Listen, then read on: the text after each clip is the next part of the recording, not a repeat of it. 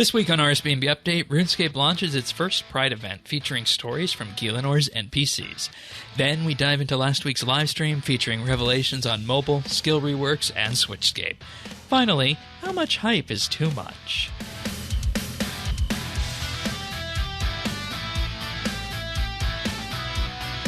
This is RSBANDB Update, episode 887, recorded Thursday, June 16, 2022. The Beagle has spoken.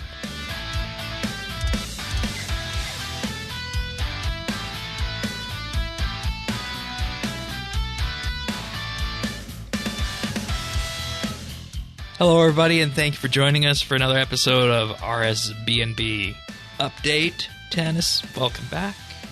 Thank you, Shane. I was thinking before we started, it feels like it's been a while since we did a show last week, but it hasn't been any longer, has it? No, I think it's just last week was kind of big being Quest week and you know, a little bit quieter, but we got some interesting things we can dive into. Yeah, some pre-announcements. Mm-hmm. Yeah. Also joining us this week is Zant. Welcome aboard, Zant. Yeah, what's up, everybody? It's always so fun having you on the show with your perspective on things and such. And we were talking a bit in pre-show about we were talking in pre-show about the pre-announcement of the Zamorak Elite Dungeon, but we're going to get there after. We also, of course, have this week we're going to be covering the live stream from last week because we didn't have enough time for it in last week's show. And then, of course, we have the patch notes, and we'll be kicking it all off with Jagex's first Pride event for RuneScape 3 in Tales of Pride. And if you want to follow along with us, we have full show notes available at update.show. You can check them out there. You can also check out our friends chat, BitsBytes, in-game. And I think without further ado, we just need to kind of take a step back and honor where we're at with the Tales of Pride event, and that it wasn't too long ago that they tried one of these in old school, and it set the internet on fire. But everything so far that we've seen this week with Tales of Pride in RS3 seems to be the complete opposite, which is just wonderful, I think, compared to where we've been. So, did you guys dive into this in terms of getting the cosmetic or the rainbow themed gators? It's a pretty cool little event. Yeah, and I want those gators because I never got the original ones to begin with. Oh, either, okay. So.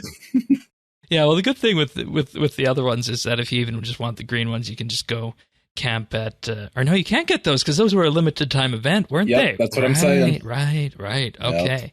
I forgot about that. SOL there. I forgot about that. Well, you got rainbow themed ones now. Well, that's all I need. Yeah. You also get the Pride banner, which when you walk around, it shows off the Pride flag. Which once again, big statement for RS3. When we compare, of course, the reaction to what the internet would say about that, I mentioned it was very tame compared to where things have been in the past on the internet. You guys have any general comments about how the community has taken this week overall? For any internet community, I'm pleasantly surprised. I'm almost kind of shocked. I was too. I'm going to be completely honest with you. I'm honest with you on that too. Yeah, I mean, media is usually not even that. I don't know. And in some ways, it always feels like we're 2 steps forward, 1 step back. But this was actually, I don't know. I'm shocked. That's all I can say. This one was forward, definitely forward. Right? Yeah, that's what I mean. But like in general, sometimes you look around, you're going, man. Thought we were a little bit further than this, but and that's what I would have expected, right? Like I would expect patrols to be out in force, but I mean, I even looked at the other site and I didn't see. I don't know. I didn't see that much negativity or anything. Yeah, amazing. Amazing, isn't it? On that. I mean, it's good. I'm just kind of surprised. Yeah, absolutely. Zan, do you have any comments before we dive into what some of the different stories cover? Yeah, I really don't know what I expect as far as the community reaction to this, but it is nice to see that it was mostly positive, considering what, it's a Pride event, and that has not really gone over too well in the past with RuneScape. So, yeah, and of course, plus it's the internet, right? Yeah, and I don't know. I think it maybe have to do with the way this event is. So yeah, it's not just something slapped in with MTX all over it without any other little story bits or anything like that. Right. It's a little bit more key to what RuneScape is than just a little tack on Pride event, And see, that's also the thing with this is that if you wanted absolutely nothing to do with it, you could just completely ignore it as well, because to start this, you actually have to seek it out and go talk to the curator in Berthorpe for this event to start it off. So, and if you just want the rainbow gators, or you just want the flag itself, there's a list on the wiki of different places that you have to go. But effectively, there's 7 different stories that you unlock. The first one is from our science guy, Vicky Vicindithus. We call him Vicky the Science Guy, but let's just call him Vicindithus for this purpose. There's also a letter from one of Armadale's husbands, Obi. Then we have Family Matters from Kaylin and Annette from the Heartstealer quest and the Easter event a couple years ago. Then Angoff, What's in a Name? Good Dogs, which was Bo and I'm forgetting Bo and Ed, I believe it was, where in that one, and then Butterflies involves Zanuck, believe it or not. Were you guys surprised to see Zanuck here? A little bit, but now that I don't know. It never crossed. Right, I never picked that up in any of the Dorgeshan quests. I asked Earth about that, and he said, yeah, if you go back and look at the Dorgeshan quest, you can actually see that. So, and it's done in not the typical human way, but it's also done in the Dorgeshan way, which I think also just moves it in with the immersion of what you were saying, Zant, and that it's not just slapped in there. It actually kind of fits with the lore of the characters involved. It's just interesting to see the depth that's available for all these characters in game when you look at the rest of the game world and you don't necessarily normally see that. So I think they did a good job with these stories. Agreed. Either you guys have a favorite? A well-loved letter from Obi, of course, for me. Yeah, and that one, of course, also has a different meaning with Armadale presumably going to be banished in very short order once we see the aftermath of Twilight of the Gods. Sorry for any Twilight of the Gods spoiler. Boy, I'm just kind of on a roller coaster with that, aren't I? Anyways, I like the Ace and Anthropology one with Vicky the Science Guy. Tanis, any of them jump out at you? I just thought it was interesting that Armadale must be so. He's just has so much cock. He has to have 2 husbands. Like that. I thought that was kind of interesting. Okay. Yeah. In any case, this event will be run yearly. If you are listening to this and you want to get into this event, you have until June 30th to complete it. So you got the rest of the month for this, which I think it's good to run it for that amount of time. And according to Mod Raven, this event will activate automatically at the beginning of every June going forward. Well, that's good. Yeah. I wonder if they'll add something different each time, story like additional stories or something. Well, I mean, I guess the additional stories would be that you could just go to any of these characters, and in particular, I'm thinking of Zanuck and the Heartstealer duo, you can go to them, and that's where you get more of that, right?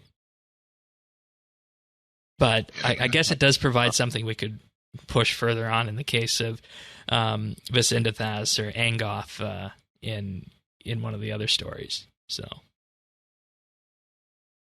overall, I think it was pulled off very tastefully, and definitely something I think that's been a long time coming. So congratulations to Jagex for pulling this off in a way that works, I feel, for the game. So very nice. Anything else on that, or should we move on to patch notes? Yeah, I just wanted to say I think they did a very good job on this. You can tell they put a lot of thought and care into it, and it wasn't just like, hey, it's Pride, here's some rainbow cosmetics. You know? Yeah, apparently Maud Raven was the one behind a good portion of the stories. Well, they did a fantastic job on them, and just reading through some of them made me feel really, I don't know, they're just, some of them are just so adorable. Yeah. And they did a great job with them. Makes me really happy to see RuneScape having this kind of treatment for Pride. Yeah, and I'd be interested to hear a wider cross-section of the community, the general RS community, on this, about how this event resonated. Because from largely what I've been seeing, no problems with it whatsoever, but does it do the actual stories resonate like that with everybody? Or is this going to be a case where sometimes these stories are going to hit some people harder than others? That's what I'm wondering with this. Well, wouldn't that just be natural, though? Like, because I thought they're really good stories, but they're obviously going to hit someone else, differently. Just like, I don't know, wouldn't it be just like someone that might be of some different religion doing a Christmas event, right? Like, they have fun, they understand it, you're learning, but there's no way it can hit you in the same way. Yeah, that's basically what I'm getting at with this, and what I'm wondering. So, if you want to comment on this, just leave a comment on the YouTube section, I guess, about this. If you feel a certain way about any of these stories, or if any of them resonated outwards for you on that.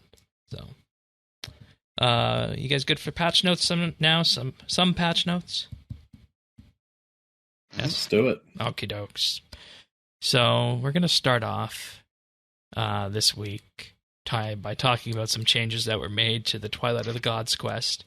In particular, if the scanner has been destroyed before talking to the archivist/automaton, the message, "Oh, I don't have Saradomin's compass with me, I should get another from him," before continuing the search, will be displayed after the conversation. Facial hair is no longer visible through the Order of Disrobe hood or the Cultist robe hood. Oh, I bet that was cool for a minute. Yeah, I bet it was. And this is probably something also that are all the edge cases they talk about with the avatar rework, is that you have specific outfit headpieces like the Cultist robe and Order of Disrobe hood, but at the same time the facial hair appears on top of that. I guess that's the kind of system that they're working with internally. We'll talk more about avatar rework on the live stream section. Failure messages will no longer output to the chat box during the ritual puzzle. Fix various text issues. The cultist masks in the Order of Disrobe's override have had their mask textures updated from steel to bronze. Okay. Which oddly specific. Yeah, and I think if you look at the original art, that's what they were supposed to look like. So that's good. Adrastea will now always render on top of other players and NPCs during the quest. That's interesting. I'm thrown back to the olden days of quests where you could have multiple people, hundreds of people in the same spot doing a quest on launch day. I guess that's never really been a problem, but I guess it's important to make sure that this is going to be available going forward. Armadil can now be found in his tower at the start of Sliskay's endgame. Good. And and this is, I think, one of those weird things is that you could have, in theory, have done this quest before you've done Sliskay's Endgame, because Endgame was not required for the start of this with Desperate Times. So there's that. An issue has been fixed where some players were unable to progress after completing the Dungeon of Disorder section. The green wisp will now spawn as expected if a Gothixian cache is active. And fix an issue where using the Surge ability to reach the Divination Rift was not showing the box required for continuation of the quest.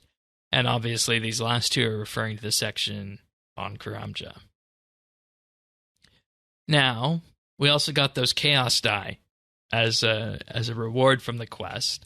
Alongside this, there's also the drop chances for the Chaos Die from the Elder God Wars creatures. In particular, Karapak's normal drop rate is going to be 10 out of 3,000 per pile, and 10 out of 1,000 for hard mode. These are pretty rare when you think of it, that we're talking, in effect here, 1 in 100 for hard mode Karapak to get one of these Chaos Dies to re-roll your ED4 loot. That's pretty rare, isn't it? Yeah. Or 1 out of 300 for normal mode. That's pretty rare. And you have to do Karapak for that. Yeah. And we should make special note that that's per pile. So you get 3 piles per kill if you're doing it solo. So obviously you can do the math on that and increase the chance relatively. For the Archglacier, it's 10 out of 2,500 for normal and 10 out of 1,000 for hard mode. Croesus, 10 out of 400, which makes sense because there's so many more drop piles that you can get from that. For Zuck, 10 out of 120 for normal mode and 10 out of 70 for hard mode. And of course, as with everything else, tier 3 luck or above will scale drop rates by an additional 1%. So I guess this is a reason to go and farm the Elder God Wars bosses in the lead up to the Zamorak Elite Dungeon at the start of July, if you wanted to. But I don't even know if these drop rates are farmable, right? I mean, like 1 out of 100 for hard mode Karapak. I mean, come on, this is just going to be like a cherry on top kind of drop. So I don't know if anybody's going to say, "Hey, look, go farm these." I figured you'd be going and doing some Karapak. Because if anyone's going to get one of them, it'll probably be you. But I don't even know if I need them, you know? Maybe I do. Maybe I'll be saying complete opposite once we know what the rewards for that dungeon look like and the bow. Anyways. It'll be whatever it is. Wildlife saved by the Ilizhanka after the events of extinction are now present in the Dream of Aya. That's interesting. I was wondering why there was a dragon in there. That's pretty neat. Your Anachronia base camp resources now update when entering the Dream of Aya. An issue has been fixed where players could get stunk during the fight with Saren in the Extinction quest. I don't think this was your problem, Tanis, but I bet that would have been infuriating if you were on this quest and you couldn't complete that boss fight. As a result of a bug. As a result of a bug, I need to add. That'd be even worse. Yeah. Abyssal Armor Spikes Alloy now correctly have a 10% chance to deal plus 900% damage, like the normal spikes can. The Skybox override during the Archglacier's Frost Cannon attack will now consistently reset back to the player's original Skybox after the attack. This has been an issue since launch week. Wow. This has been an issue since launch week, hasn't it? Does that mean I can no longer smuggle out the Glacier Skybox? Because that's kind of cool to have out and about. Yeah, that's what that means, I believe. Bummer. The grouping system now correctly categorizes the Rex Matriarchs as a boss activity. Oh, geez. Come on, guys. I mean, seriously. The better question is who uses the grouping system for anything other than raids and elite dungeons? Well, who even uses it then? You have to for raids. Yeah. You can't enter an elite dungeon with multiple people, I don't think, without a group, too. So, or at all. Okay. Well, other than those specific. yeah, I've become very acquainted with the grouping system over the first half of the year and doing lots of raids. So unless you're forced to use it, no one uses it. Basically. Oh, okay. I got it. fixed an issue preventing the last sharp shell shard in a stack from being used when fire making. The fletching requirement to imbue dyne arrows with resident anima now accounts for stat boosts, and the fletching requirement to make headless arrows now accounts for stat boosts. Now here's one, and I don't know why this would be a problem. The furnace perk no longer works on Croesus's core.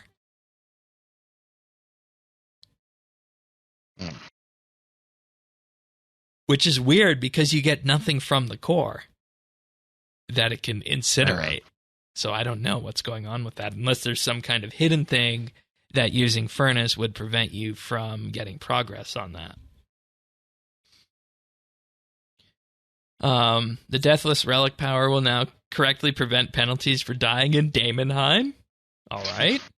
Yeah. That's important. UI tutorials attached to the backpack, including the invention tutorial, were not highlighting backpack slots when the legacy interface skin was enabled, and this has been fixed. Truly, and they say, truly, this is the dawn of a new beige. Oh my god. Oh my god. I love you, Jagex. I wonder if it's a news post person who does a news post or the person who does the actual patch note that puts the puns in here for this. I want to know that. I was just wondering the same, actually. Bane weaponry modifiers now affect fixed damage as well as random damage, similar to how the Jazz, Demon Bane, and Dragon Bane arrows function. This now brings them in line with their tooltip and represents a slight buff to the level 60 Bane gear. And this is a hidden gem, in terms of shields and weapons that are available. Lots of people overlook attuned Bane following the mining and smithing rework, but some of the swords you can make with that are actually really useful if you're lower level and you're wanting to fight any of the demons and such. So much so that when the abyssal creatures came out, I went to the extent when I was trying melee there to actually make a demon bane shield there. So this is just your weekly reminder to not overlook bane gear, especially attuned bane gear. They also added deployable dummies for other types of bane target in War's Retreat. And here's one. The old version of the Varrock dig site was still present in some cutscenes. This has been changed for the newer version. So okay. we're going way back to 2019 here, before archaeology even came out for this patch note. Wow. Yeah, that's crazy. Yeah. Imagine seeing one of those, how much of a trip it would send you on. Right? Change the deployable dummies in Burthorpe to dummies that cannot fight back. Good.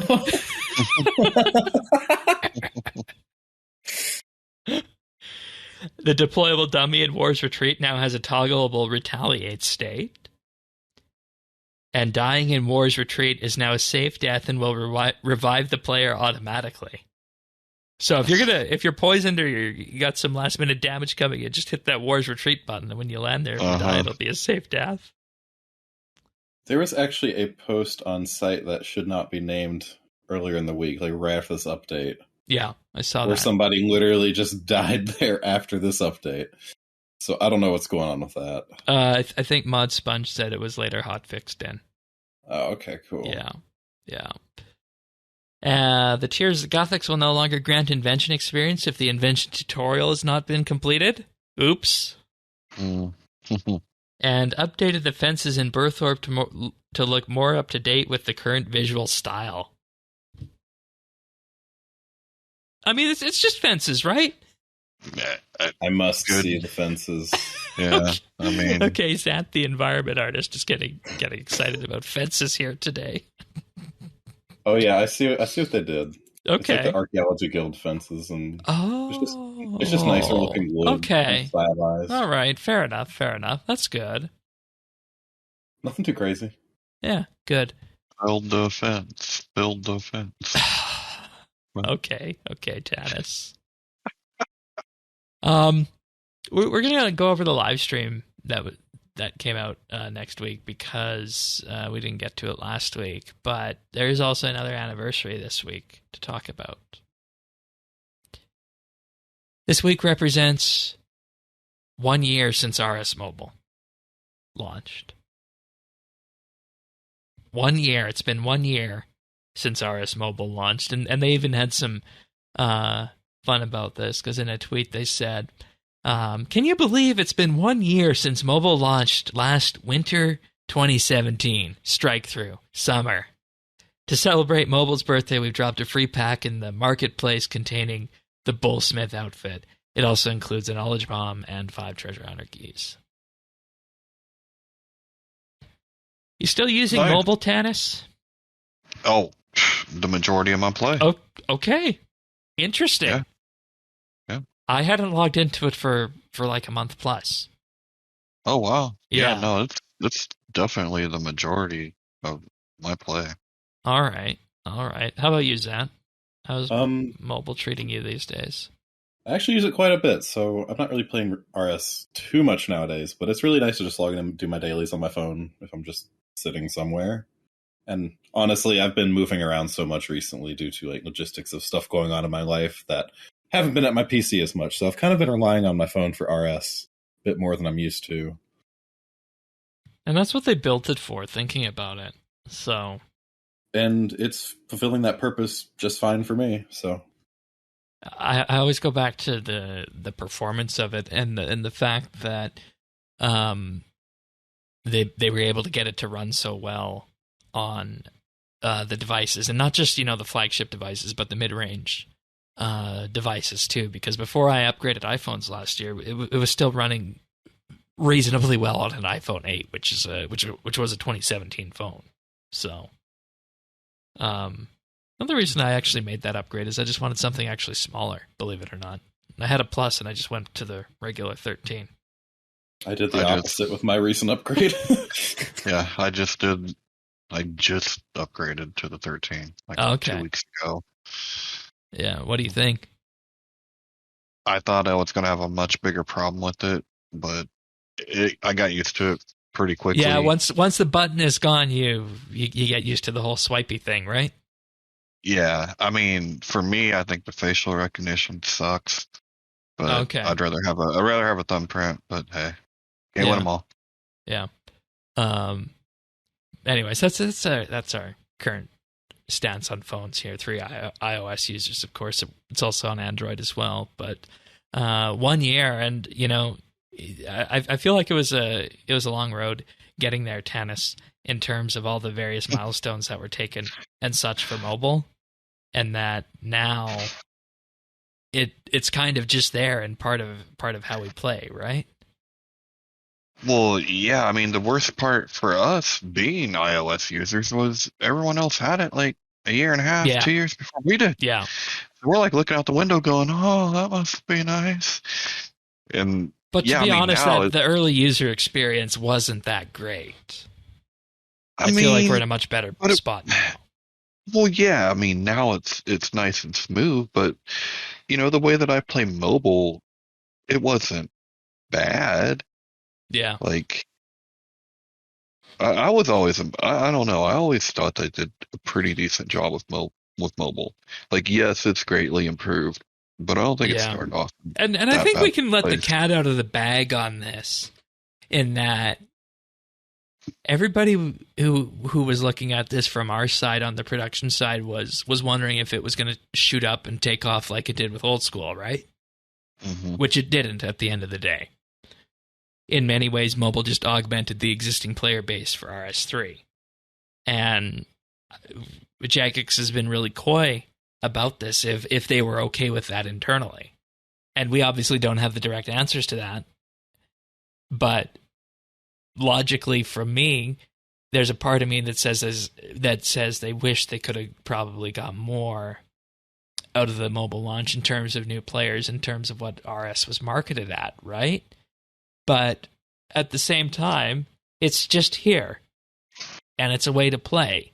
And we had a lot of discussions about this in October of last year, for example, on the monthly bit, I think it was. Is that okay for that to be just an extra client for the existing player base? I think absolutely.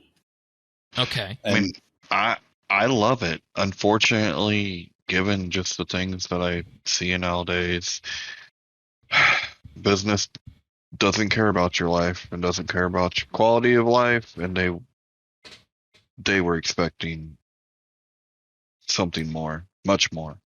It's great that it's good for us. I mean, it really did augment my gameplay.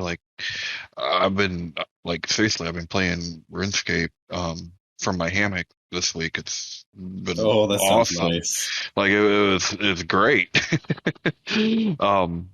But if, Jagex didn't set out to make my life funner, like they were hoping for a return on that investment. Yeah. And I mean, rightly so, you would expect that, and that's what the corporation is supposed to do. But at the end of the day, I think we just have to be content with where it's at. And the fact, I think, that the mobile updates in terms of the mobile client have been rolled into the Ninja team, I think that speaks volumes as to what mobile does for RS3, and that it's just an additional client for people to play the game, and it's not going to be a way of acquiring new users. Which, we come back to that again, and then we're in that same position. That seems to be the perpetual question for RS3: is how do you acquire new players for RS3? But it didn't mobile answer that question. I mean, for me, once and for all, that question was answered. There is not this vast pool of new users out there that are just waiting if they only heard about it. No. Well, we saw what happened at Christmas time with the green party hat and the golden party hat. The green Santa hat and the golden party hat. It was the alts of everyone else that came to play. Right. Yes. Because, I mean, that's the new users. The new users are new accounts. They're not necessarily new players. And I don't think anyone's ever makes that distinction. Right. And we haven't had that discussion. Jagex hasn't had that discussion yet, I don't think. Right. And that would be a really awkward discussion to have, and that's probably why they haven't.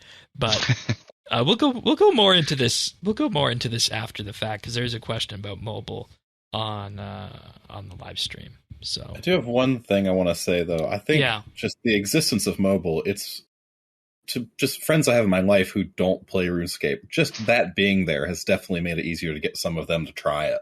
Oh, really? Interesting.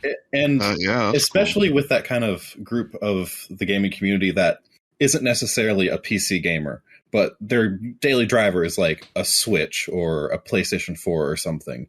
Where if you want to get them into RuneScape, well, they don't have a good PC to play it on per se, but everyone has a phone.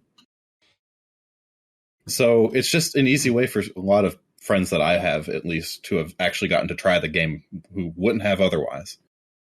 Yeah, that's good. That's cool. That's good.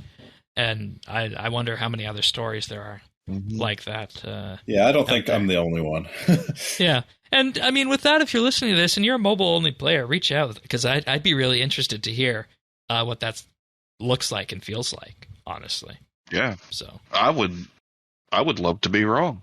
The more wrong I am, the healthier this game will be for the long as possible. So yeah, that'd be great. But Xant's the first person that I've heard say that. Yeah, same. Interesting. So before we move on to the live stream, I also want to thank our Patreon supporters for this week. You guys are wonderful.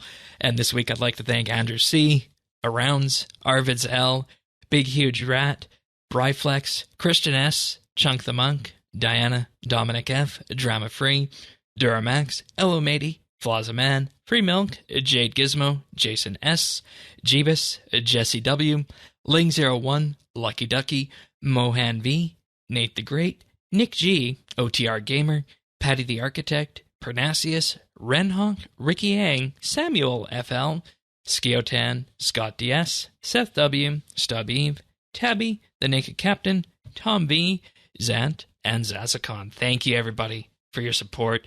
It truly means the world to us, and if you want to check out what these guys have all subscribed to, check us out at patreon.com/RSBANB.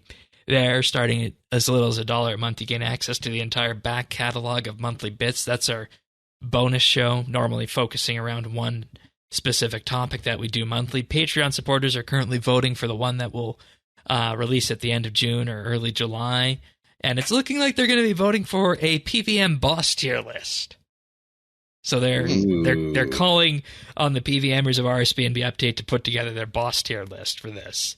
So that's going to be an interesting one. But other options include the achievement system and a question, of course, about if the 6th age is actually over. So a very time-pertinent one there for that, too. So if you want access to that episode or you just want to vote, you can check us out at patreon.com/RSBNB for as little as $1 a month. You gain access to the vote and, of course, the entire catalog of monthly bits.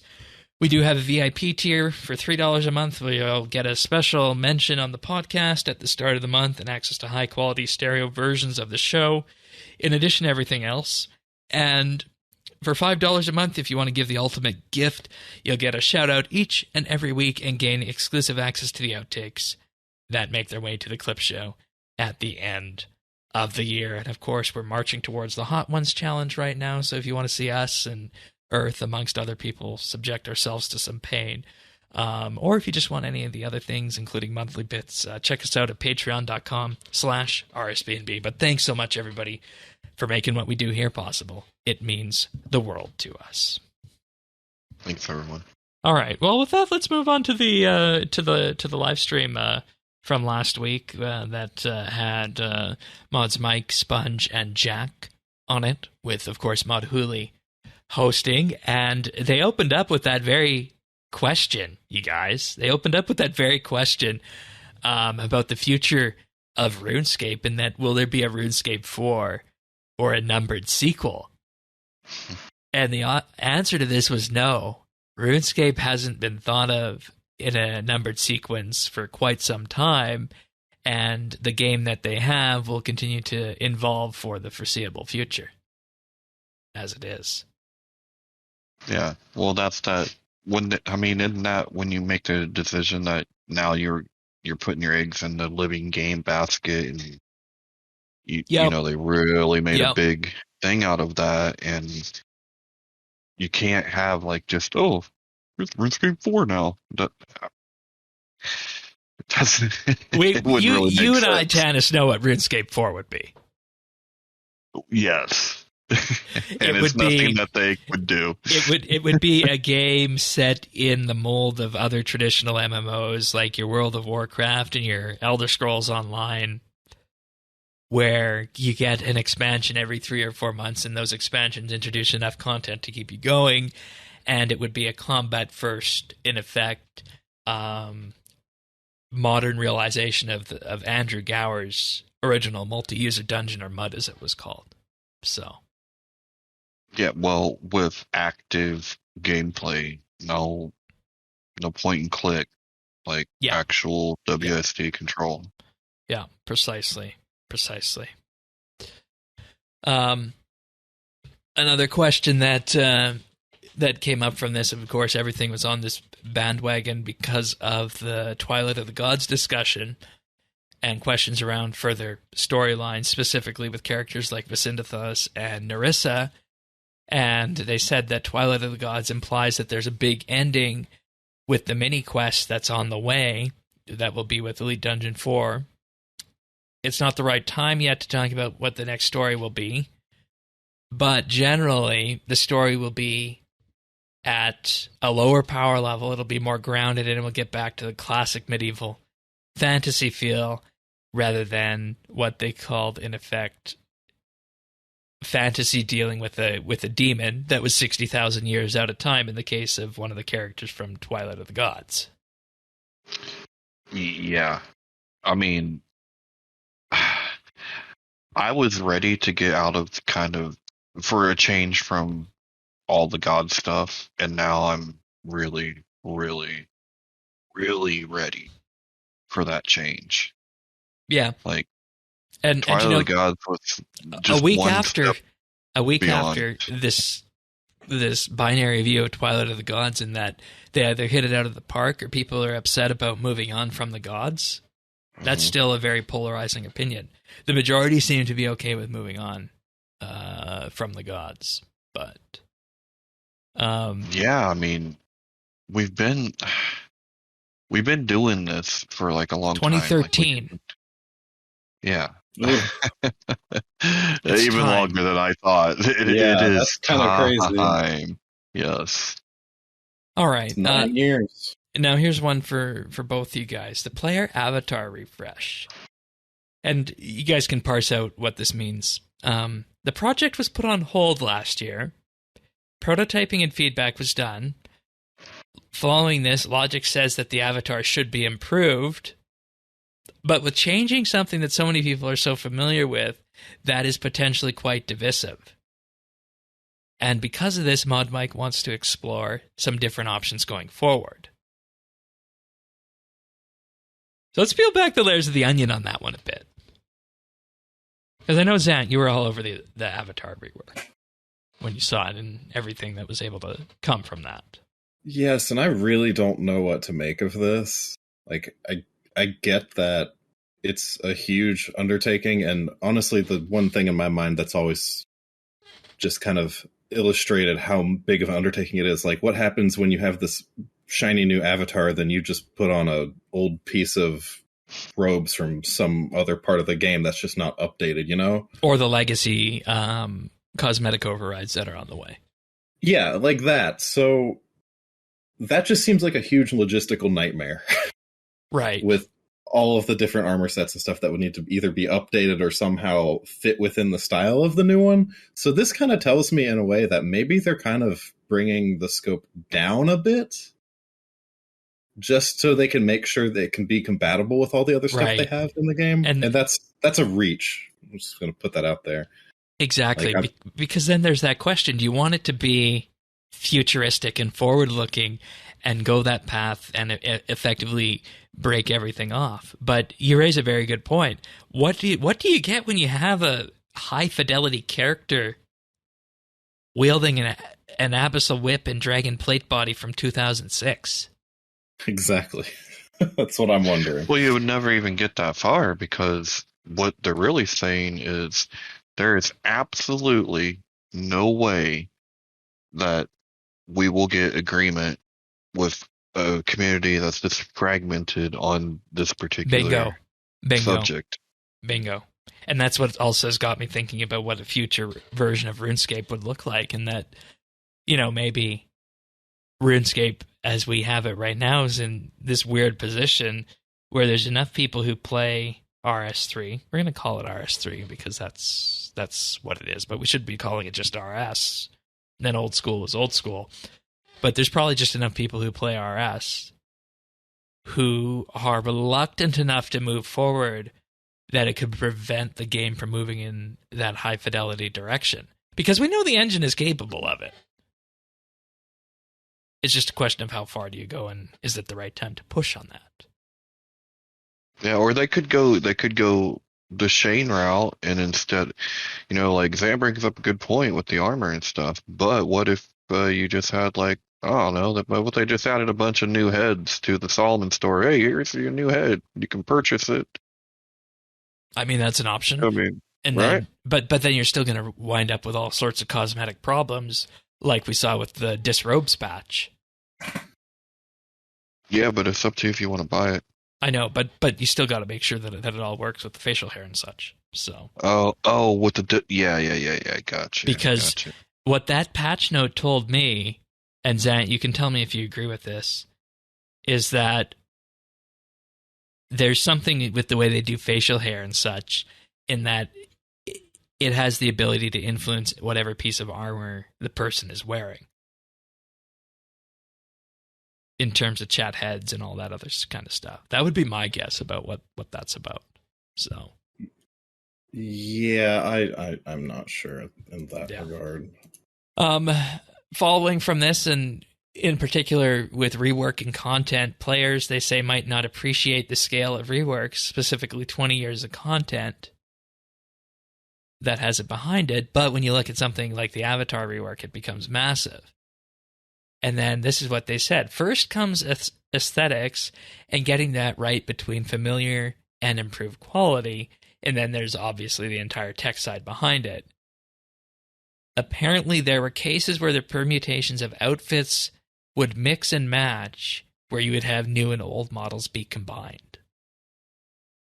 Yeah, that's kind of what I was referring to earlier. Yeah.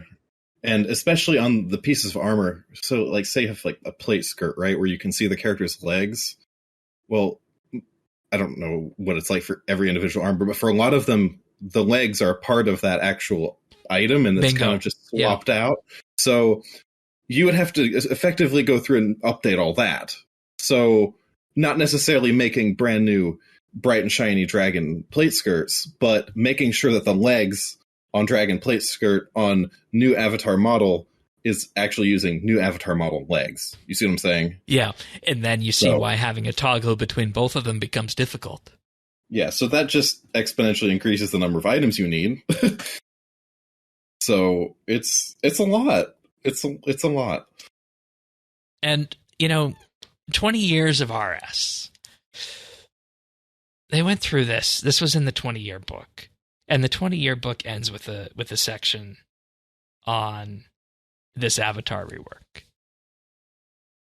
In that it was a key plank going forward for the next 5 years of the game. Mm-hmm. I hate the fact that the book is out of date because of that, and I would really like to see this project come to fruition.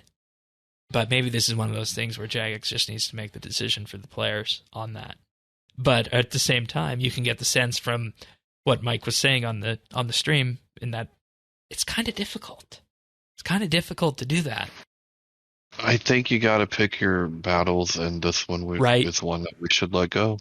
Yeah, and you're entirely right. They would just want to let it go because it's not worth fighting that, I guess. Yeah, I feel like this hesitation they might have to make sure they get it, in air quotes, right within the community kind of is a bottleneck in a way. Yeah. I think Jagex needs to just be able to do their thing with this and nail the style how they see fit. Yeah, entirely. That's my 2 cents. All right. So the next question. People were wondering if the staff of Switchscape could get a spec attack rework, and the answer to this from Sponge is that there is nothing solid planned. It would have to be a Game Jam or Combat Ninja Strike or something special related to that to get something like that done, and they'd have to do more than just redo it. In fact, they'd have to ask a number of different questions around it, like, should it be used with the Fractured Staff of Armadyl? Should it be geared maybe towards lower-tiered players who don't want the maximum high-end meta magic gear like the Switchscape staff and such? Or maybe should it not even crit at all? So these are all the kind of questions that they'd even be answering with this. And I feel like going down that path of just asking these questions in response to this question is going to be such an eye-opener out there for people who might not necessarily consider the game design ramifications behind something like a special attack. Because we all know that the staff of Armadyl, the Fractured Staff special attack, is the meta special attack. So what if this was aimed at some other portion of the player base? So that was a fun question. I don't think there's anything else we have to ruminate on that one with. We can go back to mobile now. In particular, with mobile updates that people were asking if there was going to be more mobile updates. At the moment, these are done in part by the Ninja Strike team. They're also looking at using mobile to communicate game features better. Like, for example, notifications around your farming trees being grown. That was an interesting one that they singled out. Certain tech is needed for this, and it's in active development, believe it or not. Huh. Yeah. That's exciting. Wouldn't that be interesting to see it kind of morph into that way and be able to have these notification hooks? I think it would. Yeah, I think that'd be quite something. I don't know. I'd probably actually farm more. Yeah, that's true. That's true. I thought you'd always been against the whole farming timers and I am. things broken to that. I am. But I mean, if they're gonna, and part of the reason is that the existing farming timers that people used before was third-party software. But if they're gonna build it into the game and do it effectively, legitly, why not? And we also need to be we also need to be 100% honest with, if you have the remote farm spell unlocked and you build the device at the manor farm, you already got this. It's just a question of not pinging your device with the notification on it, right? Mm-hmm. So I think at this point, since that remote farm spell exists and that manor farm device exists, it can be done.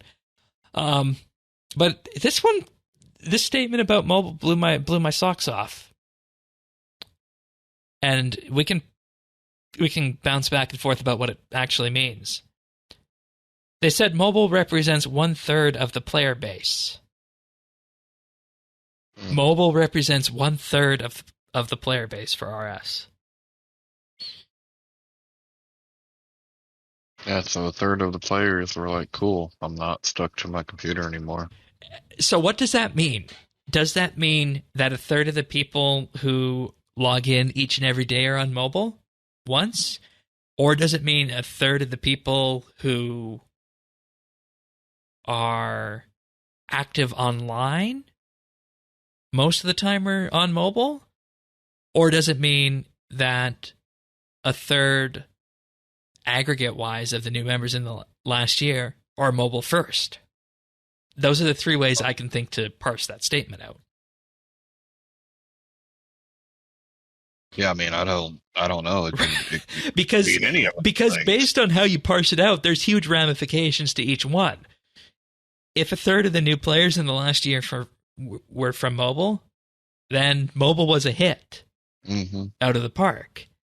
If 1/3 of the people actively online at any time are on mobile, then the game is optimized in a way that I'd not even thought of imagining before. Or if it's 1/3 of the active players who log in, say, once a week on mobile, then that one makes a little bit more sense. And that's why I mentioned that one first. And that's the direction I'd lean towards if I was trying to parse the statement out. But I was just blown away hearing that. I think it's more like 1/3 of the people are kind of like me, who used to play desktop exclusively, but now they're pretty much mobile first. They're skillers, they're, low intensity players and like to play mobile. Okay. Which one would you lean towards? I don't know. When I saw the statement, I kind of read it as, in terms of like how many logins are like people online now using mobile. So that'd be a pretty big deal. Logins today, yeah, it would be. It would. And it's unfortunate there was no time for clarification on this question, because I think if that were the case, I'd view RS differently than I do now. Now, I could see it whereas like 1/3 of the player base at least like touches mobile once a week or something like that. Right. That seems way more plausible. Right. But if it actually is 1/3 like actively using it, that's impressive. Yeah, because if it's 1/3 actively using it all the time, then to me that means if somebody's just skilling, or like you said, Tan is doing light intensity stuff, that's likely mobile, right? Mm-hmm. And then otherwise you're, of course, on your desktop and you're doing your PVM and such. So that's how you would look at that one.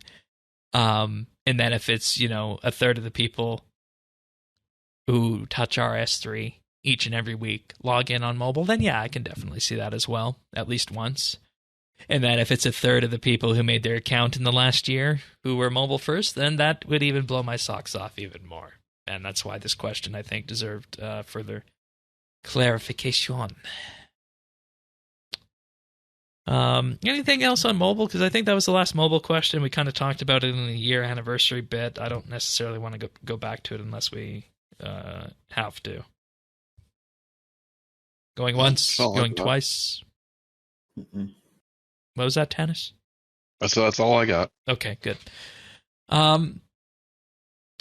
Here's a disappointing one for me. Are there any plans to add any new raids and possibly rework the current ones? There are no plan to continue with Mazcab raids. And it was an experiment. It has a niche audience, which I think if you look at how I play RS, you could definitely lump me into anything that's niche. Mm-hmm. It was an attempt to bring more enforced high-level endgame gameplay. It did not reach a broad enough audience in that format specifically. In terms of reworking the content that's already there, ModJack already feels as though it's a bit of a dead end, and he'd rather make other content than make Mazcab more accessible. And because he's not entirely sure that he's not 100% sure that the existing raids community would want Mazcab made more accessible.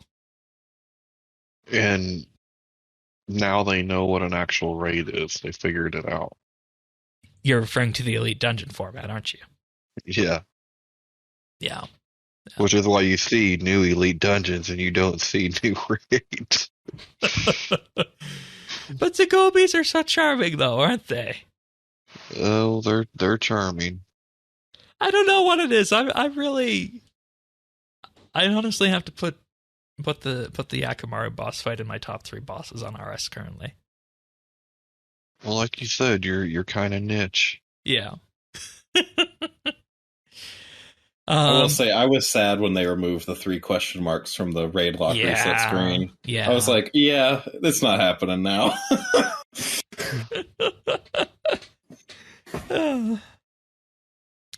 The beach will be back at the end of June, which I think was expected. The next one, will there be consistency about how and when things are added to the Oddmont store? The answer to this is there hasn't been a regular pattern on how to move things from one part of the system to the other.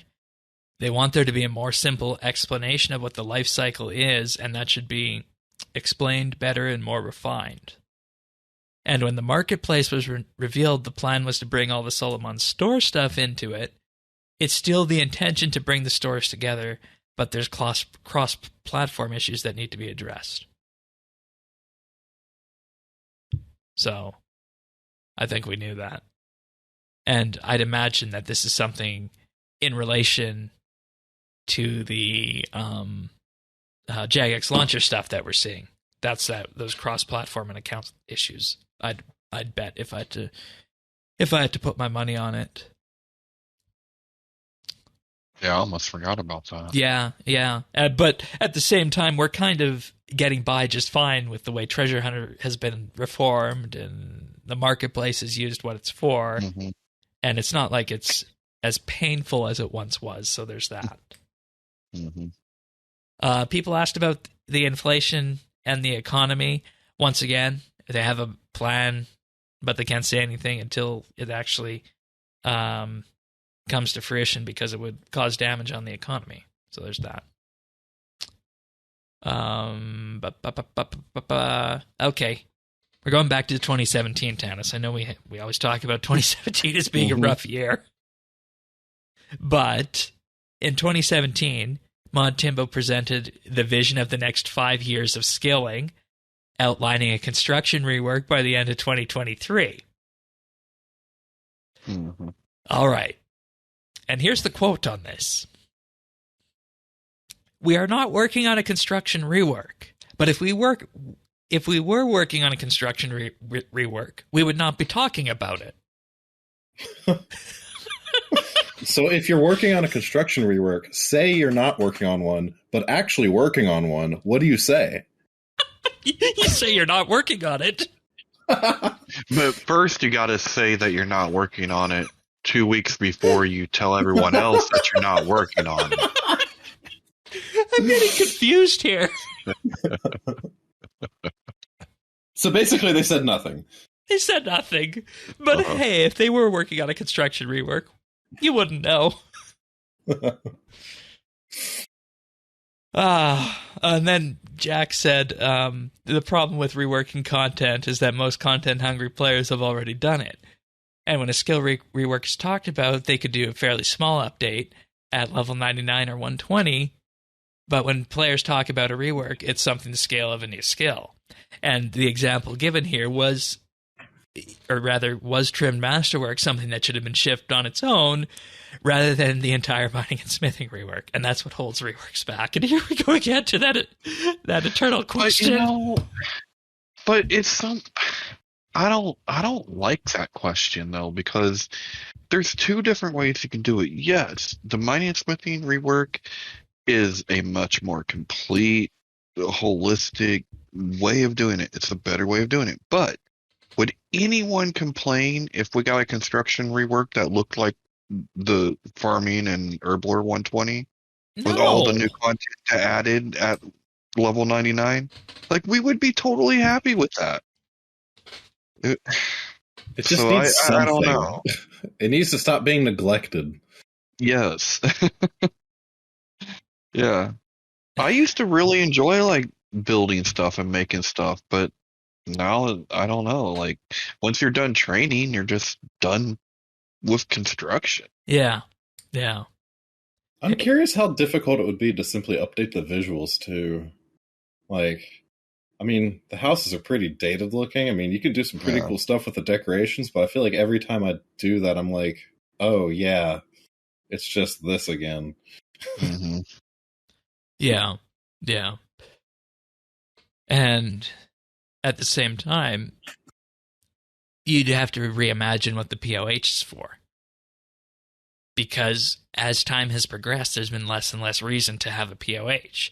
We have the pets interface for the menagerie. We have the bank for the costume room. There's no point in going to the PvP room unless you just want to have some fun with a couple friends. The mini games there, I mean, sure, they're fun for a few minutes, but beyond that, portal rooms, I remember those were a big deal before we had something called Spellbook Swap. Gilded altars. Sure, you're going to use those for getting 99 prayer, but you can use an open house for that. So it would, and this is the problem. You need to reimagine what a player owned house is and what the construction skill is for. Otherwise, so there's that. And then this question went in a really interesting direction from Mod Mike. Tell us what you think we should be doing in terms of skilling. Should we focus on one particular skill with a full rework and make it consistent across the board, or should they bring more up to 120?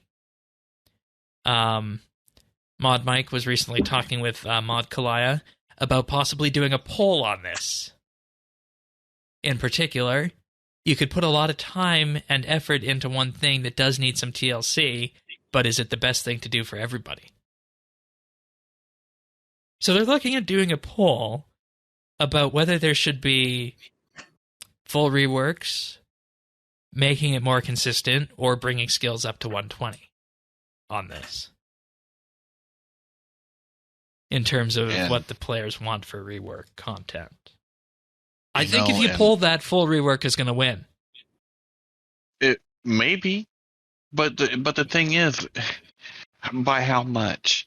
Like, because that's where I see the polls at right now. Like, I don't see them as effective as maybe they once were, because they're either going to be so tight that it's meaningless. Half the people are not happy about whatever the choice would be anyway. Or you have the other end where everyone actually is on the same page, and if that was the case, you wouldn't need to poll it. Yeah. Let's just do a poll here with us. Full rework, making it more consistent, or taking things to 120. Tannis. 120. Zant. Making it more consistent. Interesting. I'm going to say full rework. And therein lies exactly what I was saying. Yep. But I seriously do think it depends on the skill for me, though. I mean, it's kind of hard to make just what do I think should be done to any and all skills that are right, to be reworked. because talking about woodcutting is different than talking about construction. Exactly. Yeah, So that's true. like, I don't think you need this one-size-fits-all approach to this. You need to take each individual skill and figure out what they need to have done to them. What you need is an executive who is going to make the decision for the players and not be kicking it back to us with what we want for fear of dividing the community. We don't actually know what we want. Tannis, I can't believe we're saying this again. We're back at this stage. If we only had somebody that was like that, huh? Yeah. Good old days. Make the decisions for us. Please, I beg you, make the decisions for us. The one thing, I think people are hungry for everywhere is leadership. And no matter who takes over. If we wanted this, we'd play old school. Yeah. Unless our listeners want this, but even then, maybe I'm off base. I don't know. Well, that's what's kind of hard with like just trying to maintain and trying to stay status quo. Yeah. Eventually, you don't have a direction because you're just trying to stay afloat. Whereas, people that put that vision into place, they would have had a vision. You know what I mean? Like they would have had a plan. Yeah. Like, could you imagine what the studio would be like had they not had the COVID shutdown and they were able to continue at the pace of pre-archaeology? Yeah. Well, I mean, just think though, like the numbers you were just talking about, in the last segment with mobile. Yeah. If that information had been around 8 months ago, we would have had a different discussion at the end of the year. Maybe things would have looked a lot different on a lot of different levels. Yeah. And maybe this is us. Us not trusting the wider player base as a whole. Maybe that's what we're getting at here. What was that? That is a late night Beagle alert, but this does not happen very often. And when I asked the question, it sounded about trusting the player base. It sounded like someone was crying out in pain. That's why I had to ask. No, don't do that. Well, but who do you trust, Shane? What segment of the player base? Exactly, and that's why I trust an executive more than the player base. Well, I trust someone that is looking, has an eye on the different, kind of like subcultures of RuneScape, and is trying to give something to everyone while maintaining a central vision of where the game's going. I mean, that's kind of what you need. Yeah. And we've kind of been back and forth. Now, part of that, I guess we had to, right? Because we're wrapping up Elder God War. So we knew we were going to have 4 bosses or whatever coming. We knew it was going to be combat heavy with that. So, I don't blame them. That was bound to happen, but now we should start getting back to that. Because for a minute there, we did have a pretty balanced approach. Yeah, the bread and butter asking what we're going to be looking at, right? Mm-hmm. So, and you're right. I mean, you look at the start of 2020 before archaeology, Raksha, 120 herblore, 120 farming, archaeology, Wars Retreat, all that stuff in 2020 actually was fairly balanced before we got to these fronts. I will say that. It was a little bit light on the questing, I'll give you that. But content-wise, I feel it was balanced. But once again, this all comes back to that skill rework question, in that, do you go the full rework route? Do you focus on fixing inconsistencies in skill, or do you take more skills to 120? And I feel like if you orchestrate the central vision of an executive producer level person or CEO, you can answer that question relatively easily. and you don't need to pull the players. No, you need to serve the players that are here. Yeah. Where are the players here? Well, they're post 99, but maybe not 120 yet. Like that, that's where you want to hit it. 2 or 3 years ago, 5 years ago, Yeah. full rework would have been all day long. All day long, I would say full rework, full rework, full rework.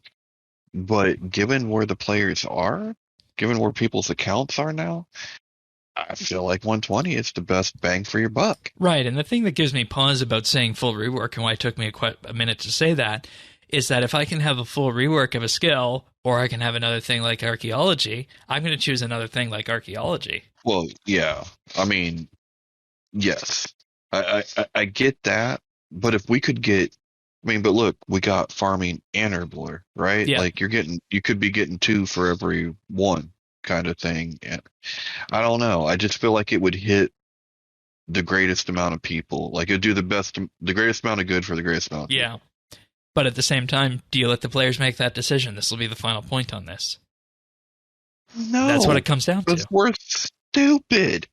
We know what we want right now. We do not know what is the best thing necessarily for the game. We know what we want. All right. Zant, anything else on this? No, I think I've said what I need to say. Yeah, and the Beagles have had their word too. And saying, no, don't do that. Like, no, don't. Don't trust the players.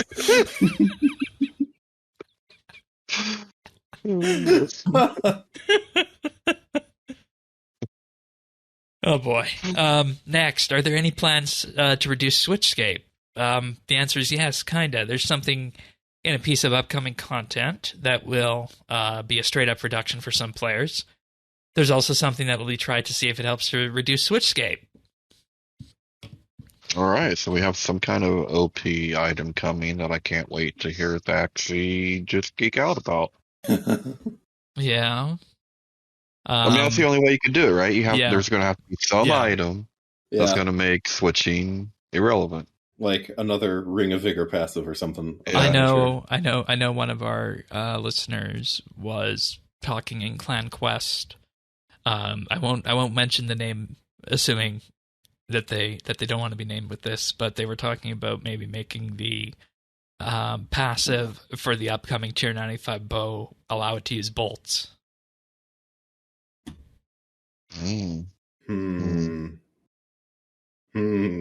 Yeah. Very Uh-huh. Yeah. Yeah. So, that's one possibility with that, but I mean, I'm going to say something completely horrible with this. What if the upcoming way of reducing switchscape is that inside the upcoming elite dungeon they make it so that you can't switch equipment? Yeah, that's not happening. As a try. I don't think we could it? Like, I mean, they definitely could. It'd be a simple thing to implement. They said, and it would be a definite like watermarker test. I know why you're laughing like that right now. You only laugh like that when you're laughing at the misfortune of someone. Uh-huh. Hey, on the other hand, maybe it would force us to actually develop some classes and some real jobs and not, wishy-washy, whatever the hell you want to do. Keep in mind, you want a DPS tank? What? What? A DPS tank? What? Oh yeah, what is that? Oh yeah, it's RuneScape. Magic is the tank, I know. Tank class. I'm just saying this for that people. doesn't exist anywhere else. Yeah. We're mainly poking fun at that one. In general, I think reducing switchscape is a good idea because that's, as I see it, one of the core tenets of what EOC wanted to do. I go back to when EOC came out, they said they wanted to make it so that it wasn't about knowing the UI or having to switch equipment or switch between user interface pages. I would be 100% on board for this in whatever form it takes. Let me just say that for sure. Well, the game was just really heavy on special attacks back then, and we had to get away from that. Yeah, and we're back there now. We had to come back. Yeah, I know.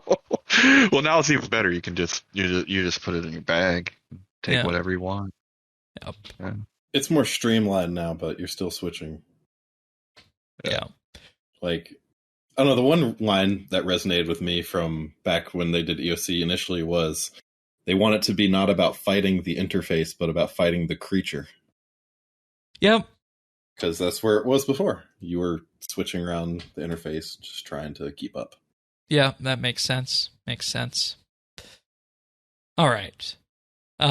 Next up, they said it's a complicated issue, and this was Mod Sponge's answer, I believe. It's a complicated issue because the high-end PVM community will say to keep it, while the other side will likely say to remove it. There's options to set requirements on the poll if they wanted to pull something, like you would need to have a certain number of boss kills, for example. But that wouldn't necessarily produce the right outcome for the game, and here we are talking about polls again. Yeah, something's obviously changed with the way they're looking at polls, and I mean, I just hate to say it, but I don't think we're in a place where polling would be effective right now. Yeah. I think we're too Well, too segregated. And it's what Mod Jack said. Just because you poll it doesn't mean it will produce the right outcome for the game.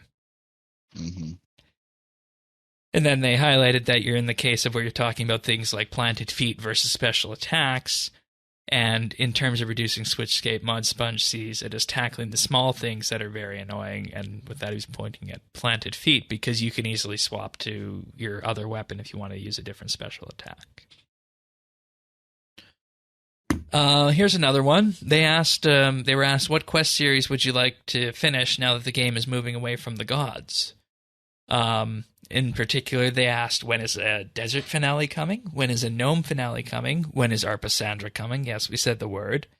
They said it's the number one topic discussed. They could have done all three of these instead of the Elder God content, but they would have had to take a long break from the storyline to be able to tick all the boxes on these elements. So the preferred method is to fold these into the next story.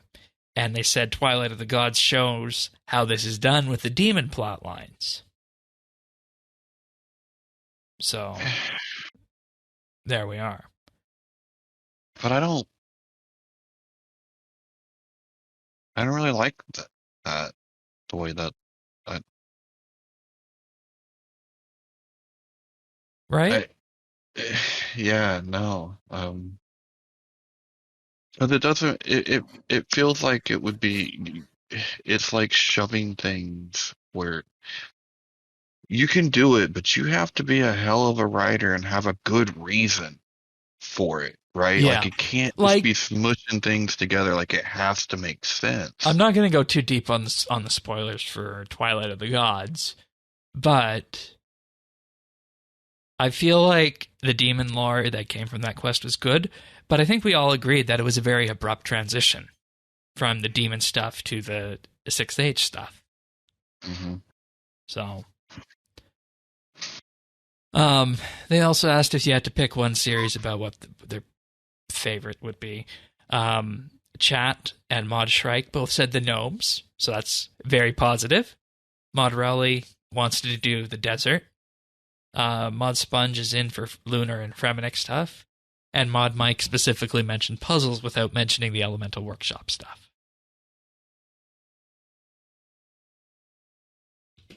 And you know that answer made me smile. Well, then we know it's not Elemental Workshop, right? Because it just said puzzles. Yeah. There's a puzzle in every class. It doesn't have to. It's just a question of what kind of puzzle you're dealing with, Tanis. Well, Tanis doesn't want to deal with any puzzles. But yeah. But I am on board with the gnomes or Elemental Workshop stuff. If we could do a quest line, where would you guys land, out of curiosity? Elemental Workshop. Really? Yes, please. Okay. That's two of us. I knew I'm it. with the gnomes. Okay. I was just trying to figure out, Zant, if you were humoring me or not. No, I actually love Elemental Workshop. Okay, good. Big Good. fan. Good. Following up on puzzle stuff, I wouldn't mind seeing more in the realm of the needle skips or You Are It. Sorry, Tannis, on You Are It in particular. Well, but at least it was a fun quest. Yeah, after you Like, clear cut the entire McRubber's wood, right? Yeah. Yeah. All right. And the last one, are there any plans to reduce the time cost to making the new Tier 95 arrows? In particular, they're looking to do something to improve the consumption versus the input of what you have to put into it. They just can't let skillers make a buck, can they? Yeah, I might have made another... Just can't do it. I might be making another 25k arrows right now as part of my skill and kill stuff for this yak track. Well, yeah, I mean, because you're either going to... Well, I'm hedging my bets that they're going to be very useful come ED4 launch. Mm-hmm. So that's where I'm at on that. But that's it for the live stream. As you can tell, they answered questions, but I don't think they really answered the questions in terms of the big issues out there that as we see them, right? Yeah, that's kind of how I felt. Yeah, walking away. Like they answered the questions, of course, as they were presented, but they just made more questions, is what I mean, in terms of the questions about the polling and such, right? Yeah, there wasn't any like definite. I mean, the only definite answers you heard were like the no's or the well, we're not going to go that direction type of thing. But when it came to what could be coming or what is possible, that was all open and very vague and ambiguous. Yeah. All right. Speaking of Elite Dungeon 4, the Legacy of Zamorak, it's called. We got the announcement of the announcement. On June 23rd at 5 p.m. game time, there will be a video launching on YouTube. It's a 4-minute quickfire video that includes the first look at the Legacy of Zamorak storyline, with first glimpses of the new boss fight in Elite Dungeon through to the rebirth of the wilderness. This is June 23rd at 5 p.m.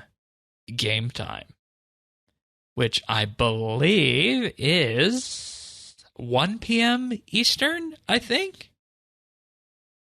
That sounds about right. Well, hopefully there will be an announcement so I don't miss that announcement. Well, you know what they did actually? They have links here to insert it into Google Calendar and Outlook. Oh. Yeah. Wow. Yeah, That's so if you spiffy. so if you don't want to miss that, just tap on Add to Google Calendar and away you go. Mm-hmm. So there's that. Then on the Saturday, June 25th, they're doing a live stream On a Saturday. Yeah, that's weird. At 3 p.m. game time. This one will include a detailed reveal of the boss fight, Elite Dungeon, and rewards, a discussion on the storyline, beginning with a new quest in the future direction of RuneScape's lore, a look at the visual direction of the Wilderness Reborn and how fear will be revived in the wilderness, and there will also be special guests, competition, and more. Like this feels weird because like don't people put out stories on the weekends that they don't actually want to be picked up? That's Friday afternoon. That's Friday afternoon. Friday afternoon policy. Okay. I mean, I thought so. Are they going for a North American audience specifically on this? Because 3 p.m. game time is that's like early in the morning on Saturday. Yeah, well, I mean, most of us over here we're working still, But are you gonna get up? Oh God, no! If I wasn't working, like the one day I didn't have to work, no, I'd be sleeping in. Exactly. I got to pull up a time converter here. 3 p.m. UTC in EST. 3 p.m.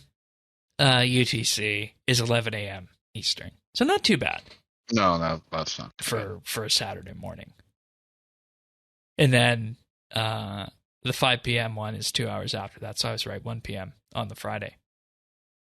1 p.m. Eastern.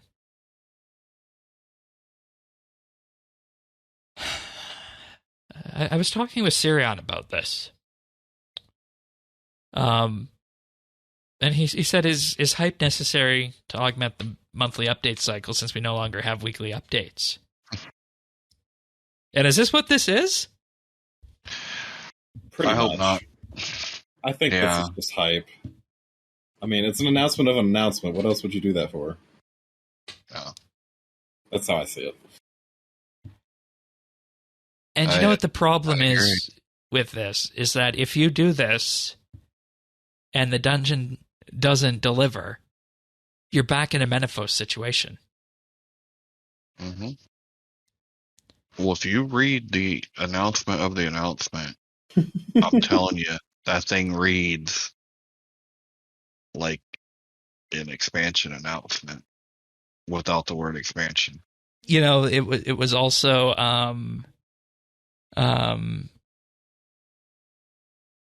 the interesting part about that language you're using, Tanis, is the exact same thing that our man classified it as. Really? Yeah. I don't know. It stood out to me when I read it.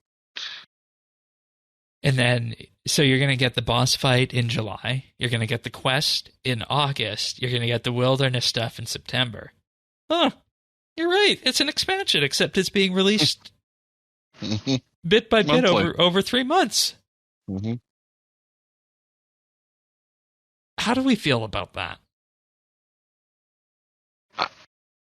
I'm just waiting for everyone to catch up that it's been like this for a while. Basically post-archaeology. Yeah, and that's probably why the start of this year felt so dry, is that we didn't have any of these big announcements following the initial 4 fronts, right? I mean, we didn't even have an announcement for a big announcement. How are we supposed to get hyped?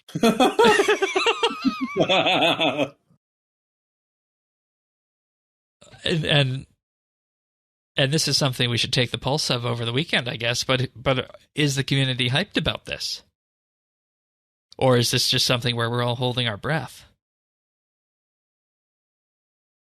I mean, I think there are different segments that are probably pretty hyped. Like, I'm sure PVM side. Yeah, I was gonna say, even I don't know. Speak to the quester side, Shane. Like, what's the word in clan quest? It's a mixed bag. It's a mixed bag, honestly. Really? Because of where we've been with where we've been for the last 9 years with the gods, it's a mixed bag. A lot of people want to see things go simpler, but a lot of people are also very, very attached to the gods as characters at this point. See, and I just want to. So that handles the quest side of it. Characters, yeah. And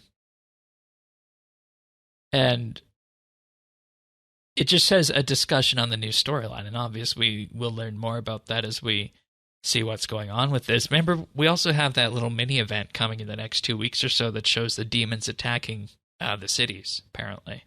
So there's that too. Yeah. I'm wondering specifically about who the special guests and competitions are. Oh.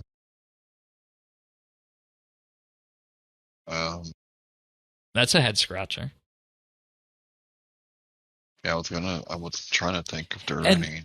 And this isn't even being released the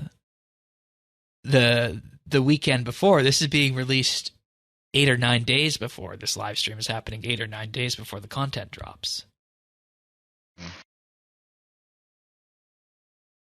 So it's a gamble. I think it is.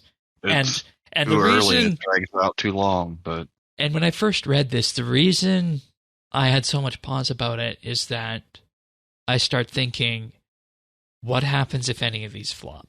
And you're hyping this up to a point where it becomes unhealthy. Well, if you give people too much time, it doesn't matter how good it is. It's impossible to live up to what you are expecting. Yeah. What you've built it up to be. Yeah. And I know we've even started planning what that week is going to look like with the Zamorak Elite Dungeon. So we're kind of getting on that, but I mean that's just normal stuff that we would do. It's just very nice to have these launch dates that far ahead, I will say. Yeah. But there's like we really don't have much to go on, and the point that we want to talk about is that, and this might be the confluence of what you and Sirion are talking about, is that this is the hype necessary to go along to promote these updates. And if you're doing that, like you said, you're effectively talking about expansions. It's just a matter of how they release the content of said expansion. Yeah.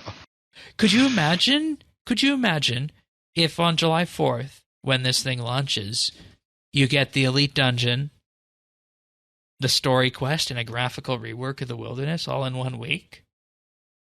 That would be an expansion. Mm-hmm. But even dropping like those big pieces monthly, I still think kind of could count. Yeah. Like it's pretty close. And it's actually even healthier for RuneScape players. Like if you were going right. to do an expansion in RuneScape, this is how you would do it. Like if you wanted it to work. You're right, because I remember back, when was it? I think it was back when Mod Warden was talking about his release cycle strategy that he wanted to do. You and I talked about whether or not expansions could even be considered for RS. Or monthly headliners at the time would be the way to go.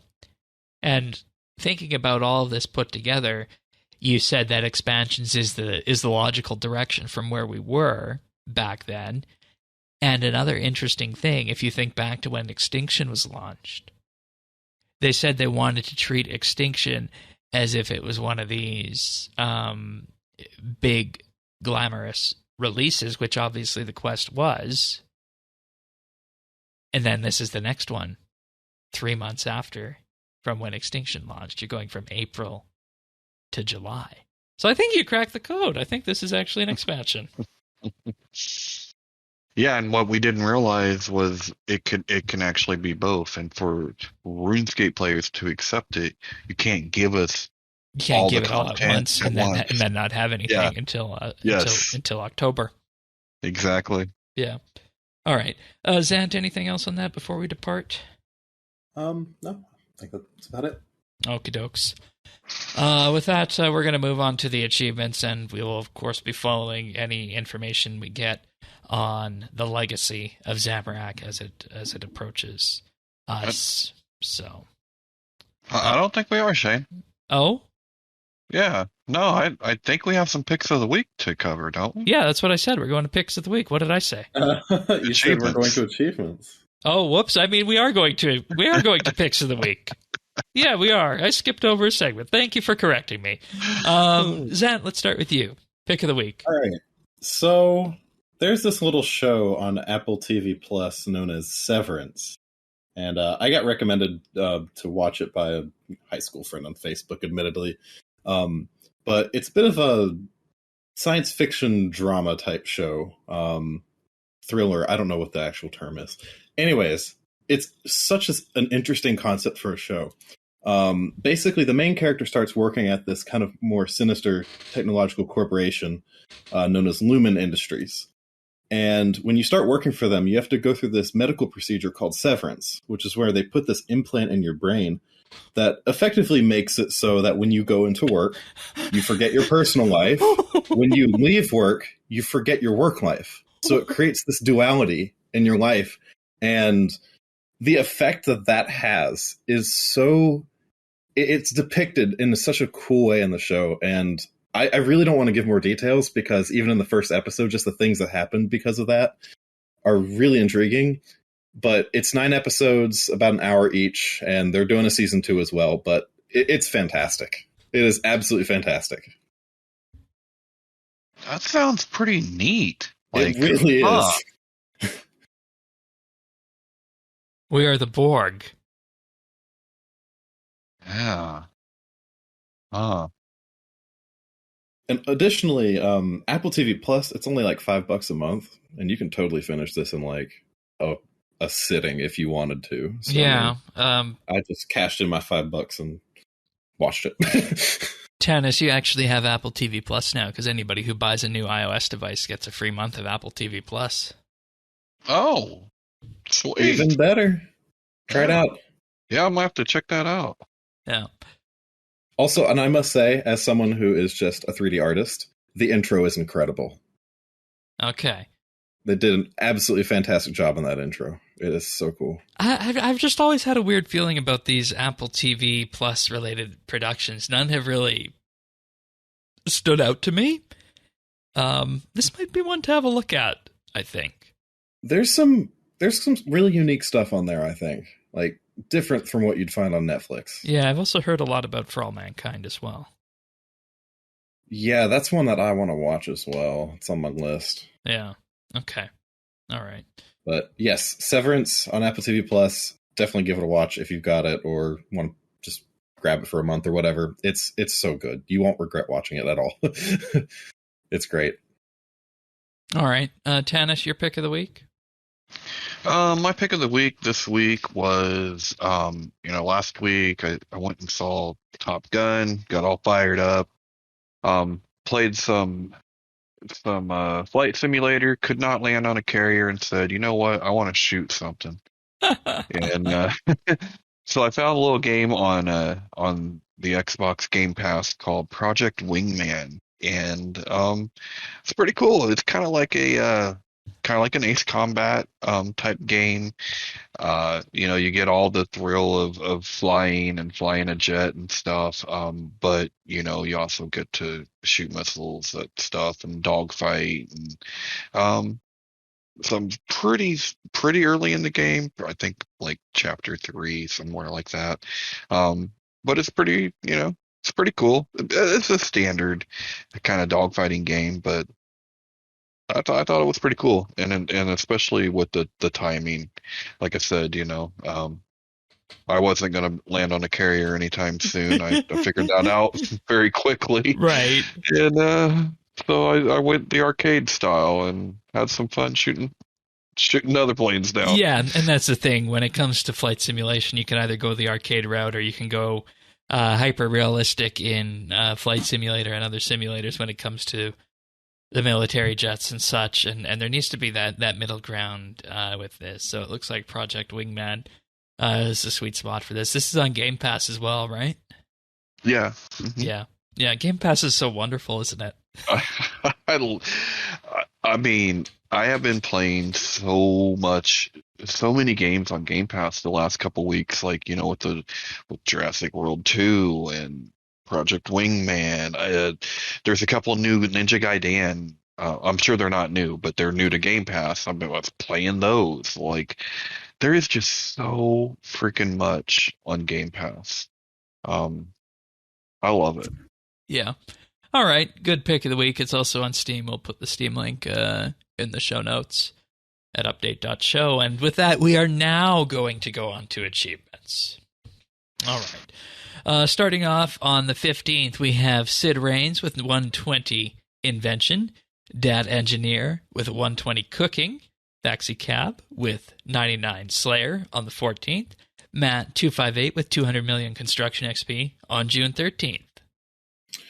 Moving on to the 12th, we have Atmahua with 120 Magic, Sid Raines with 99 Archaeology, Nero S with 99 Smithing, and on the 11th, there was Jakir with 120 Fletching, my bad, and Tanky Keat with 120 Magic. All right, and then on the 9th, we have Borizi with 99 Agility. We have River Design with 99 Fishing. And we have Shane Remy with 120 Invention on the 9th. Nicely everyone. done. Nicely done, everyone. Nicely done. What have we been up to? What have you been up to on mobile tennis? Since we were talking about that. Yak tracking, smithing, arrow making. Really? Arrows? Mhm. Okay. Fair enough. Well, I mean, the trying to think what it was specifically. I think I was doing sorting, egg sorting specifically. Okay. Right. Fair enough. Yeah. Fair enough. Other than that, I'm kind of saving money. I'm keeping my eye on a certain set of combat equipment that I want to get. It's just that I don't know. I mean, I'm gonna have to get a weapon. I just don't know what I'm gonna end up getting. Yeah. What style? Magic, and I prefer two-hand, but at the same time, there's no way I can afford a fractured staff. So Yeah. Magic weapons are in such a weird place in that for most people and applications, it's just best to go with the Tier 88 ports weapons. I mean, that wouldn't. I have the two-handed ones, but I don't know. I'm hoping that I don't know. I feel like a Nox is that like outdated, way outdated? Oh no, absolutely not. I feel like the Nox bow and scythe are the way to go. I don't really personally like two-handed magic weapons just because of how weak Sonic Blast is compared to Greater Concentrated Blast for the magic side. So, I mean, it'll definitely get the job done, but I feel like if you're going to go magic, you're better off with dual wield if you can get a set of dual wield just because of Greater Concentrated Blast. Do you still get to use Sunshine though? Oh yeah, absolutely. It's an agnostic ultimate. Yeah. Oh, okay. Yeah. So, Sunshine works for everything. It's just like Death Swiftness. Okay. So I might be wanting to maybe look more towards the seismic type of route then. Yeah, I think at this point you're probably looking at 1.2 bill for the set. Yeah. I know, horrible, I know. But anyways, Zant, anything you want to share? I haven't been playing RS much, mostly because life has been lifing all over me recently. So I've just been doing my dailies on mobile whenever I've gotten the chance. And slowly but surely trying to get to tier 12 on Yak Track because I just want that outfit. Right. Then, of course, you also got the hot tub resting animation at 8. Yeah, I really just want that outfit at 12. Okay. I think it's 12 or 14. That's so weird because everybody wants the hot tub rest animation. Well, I figured if I go to 14, I'm going to get that anyways. Yeah. Okie dokes. As for me, like I said, my Yak Track has been largely consistent of making another stack of 25,000 arrows, Dyne arrows. I'm really hedging my bets on those in that they'll be useful either for myself or someone else when the new Elite Dungeon comes out. But aside from that, just heading off to raids every so often. I am one of those people in the niche that did find Mazcab and like it the way it is presently. That's not to say I wouldn't like more people to raid with, but I definitely like it how it is right now too. So planning on it at some point. Yeah, well, that it's such a, and people say it's difficult working with the team, but at the same time, it's that team aspect that gives the challenge in knowing all the different roles that you can easily just swap into one of them if you need to kind of pick things up along the way. That's what I like seeing about it, and why I like the group PVM angle of it. So, but I don't know that we have anything else left to go over. We'll of course be back next week here at RSBANDB Update. Either you guys have anything else you'd like to say before we go? That's about it for me. Okie dokes. Well, with that being said, we'll see you guys next week for another episode of RSBANDB Update. If you want to subscribe to the podcast, you can get it delivered automatically to you. We're on any number of podcast listeners out there: Apple Podcasts, Spotify, Google, Amazon, Pocket Casts, and more. Just visit update.show/subscribe, and you'll be taken to the page with all of the links to the various platforms. And of course, we're also on YouTube at youtube.com/RSBANDB, where we post a video version of the show and the nibbles surrounding it. And with that, do give the channel a like and subscribe. It greatly helps it out in terms of exposure and bringing these pieces of content to the wider community. And do let us know on some of those comments that we had earlier in the episode about polling and such. But with that, we'll see you guys next week for another episode of RSBANDB Update. Take care, everyone. See you then. See ya. See you guys.